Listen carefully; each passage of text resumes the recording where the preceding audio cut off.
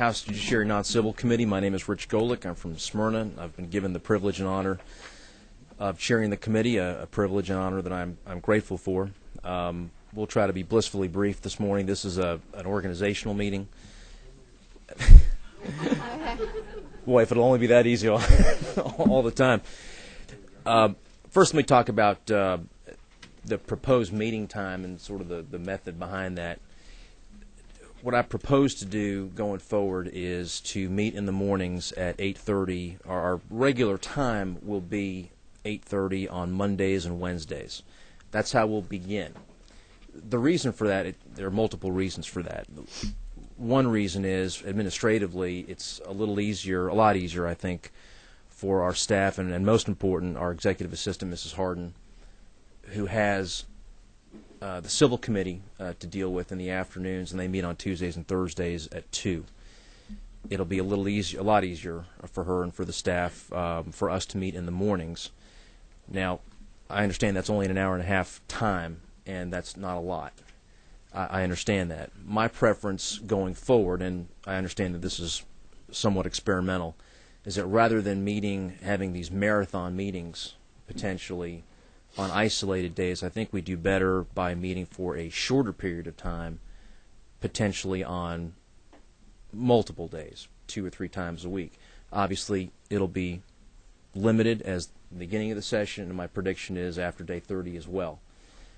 But I think in terms of focus and in terms of concentration on particular issues that come before this committee, which have to do with crime and punishment and have to do with fundamental freedoms, I think we do better for ourselves and, frankly, for the people if we go ahead and concentrate on certain issues for a limited period and then take multiple meetings. I think also from a structural standpoint, interested parties who are represented here in the audience, I think will benefit by that as well if we meet from 8:30 to 10 on issue X. If there's an issue that comes up during a meeting, during a hearing, or during a markup, that provides an entire business day until potentially the next day for those parties to work out their issues. And I think that'll be a valuable resource for them. As we go along and we get closer to day 30, we will meet on multiple days as possible. We'll meet on every day. I doubt it'll get that strenuous, but it'll certainly be more than twice a week for an hour and a half each time. And then after day 30, it'll quiet down again. We'll go back to Mondays and Wednesdays, and then as we get to the end of the session, sine die, it's likely that we'll go ahead and meet on multiple occasions as well. So that's the method to the madness, for lack of a better description, but I wanted members to understand where I was coming from on that. Let me introduce a new member of this committee, including myself, Mark Hatfield, who's the vice chair. Mark's a legal veteran, a veteran of the Civil Committee as well, and given his experience, both here at the General Assembly and also as a member of the Bar, I've assigned him to both subcommittees. You'll see the subcommittees are in your folder somewhere. I appreciate Mr. Knox, Mr. Ramsey for taking on the roles of chairs of those respective committees. One is we've renamed it Crimes Against Persons, Property, and Public Administration. That's Subcommittee 1, and Subcommittee 2 is Crimes Against Children / Controlled Substances in general. We try to follow the code a little more closely in terms of how the respective code titles are arranged. Does that mean that everything will fit neatly into those categories? No. There will be some pieces of legislation which the committee will go ahead and review as a committee of the whole, as opposed to going into subcommittee. That'll just be an issue-by-issue analysis as we come down the pike. Let me introduce our staff. Mary Lou Morris. Mary Lou, please stand up. Is our legal counsel. She's a somewhat newly minted Georgia State University graduate and lawyer, and we're happy to have her here. R.J. Brecione. Where's he? Where's R.J.? Everybody knows R.J. R.J. is our committee aide. He'll be the swing man between the Civil Committee and here non-civil, and we appreciate his help. And I think a lot of us, if not all of us, are familiar with R.J. and know him from last year.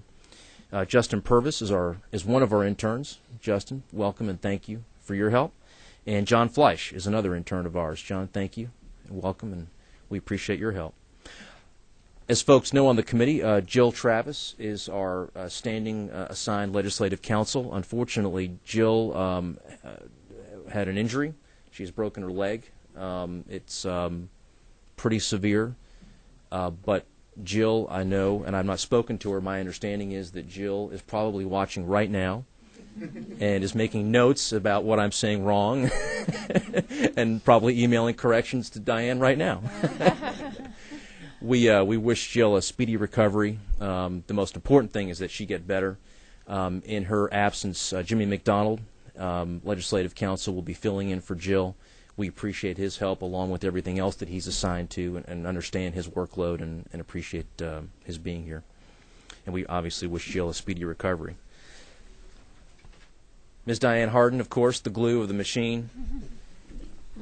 Obviously, very happy to have her, and always looking for her guidance, and I think we'd all be well served to take that tack as well. With that, let me. The rules are also in your packet, in your folder for 09-010. There is really only one change. The change has to do with the number of members comprising a quorum. I've raised that to 8 members, and I understand that that may be a little bit ambitious. I think if we can go ahead, and I'd rather err on the side of having more people here for a vote. It does concern me that we could have a critical issue, and that we're voting with the potential of having 3 or 4 votes as a majority in full committee. That does concern me. That being said, I'm the first one to admit that going to 8 members only raises that majority by 1. I understand that. But you got to start somewhere. We'll see if that's too ambitious as we go down the line, but I wanted to err on the side of having more people as a quorum as opposed to less. Unless there are any questions, I'd be happy and grateful for a motion. Is there a second? Thank you. Any further discussion on the rules? All in favor? Opposed? Thank you very much.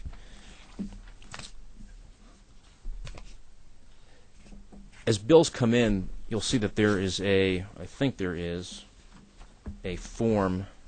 No, there is not, but there is going to be a form where we will ask members who really want their bills considered to please fill out this form. Upon doing that, we'll go ahead and review the bill. We'll review the bills anyway as they come in, but that'll show the committee that the author of the bill is serious about the proposition. We're all familiar with the fact that sometimes bills go in more as statements than as actual legislative initiatives. We don't want to waste our time, candidly, either in subcommittee or full committee on issues that are just there to make a statement. If somebody's serious, they'll have to fill out a form. It'll be reviewed, and if worthy, it'll go ahead and be referred over to subcommittee, to Subcommittee 1 or Subcommittee 2. We have not referred any bills as of yet to either one of the subcommittees. That will occur in the next few days. Candidly, I'm getting settled office-wise, and I'm playing a little bit of catch-up. What I will do upon referral of certain subcommittees, referral of legislation to subcommittees, is I will send out a notice to all members of that subcommittee, as well as the author, obviously, and I'll also post it on the door just to make sure everybody understands, what bill is going where, who's got it, and what time that's occurred. As for when the subcommittees meet, that's at the subcommittee chair's discretion.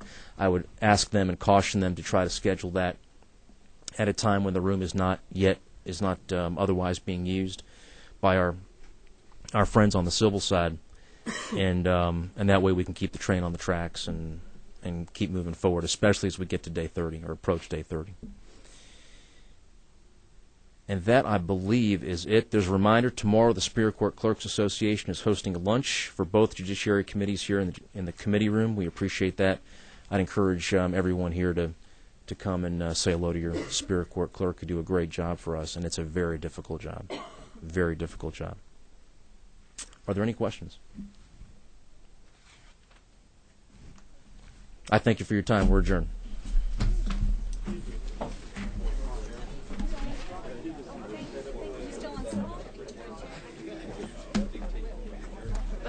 No questions? No